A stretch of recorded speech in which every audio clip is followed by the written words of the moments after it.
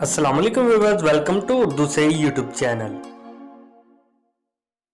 आज का नाम है हुज़ैफा। इंग्लिश में इसके स्पेलिंग बनते हैं HUZAIFAH। जिन्स लड़का है, मजहब है मुस्लिम। हुज़ैफा नाम का शुमार लड़कों के नामों में होता है। हुज़ैफा नाम की इब्तदाई तारीख अरबी ज़बान से निकलती है। हुज़ैफा नाम के अफराद के लिए खुशकिस्मत नंबर 2 माना जाता है।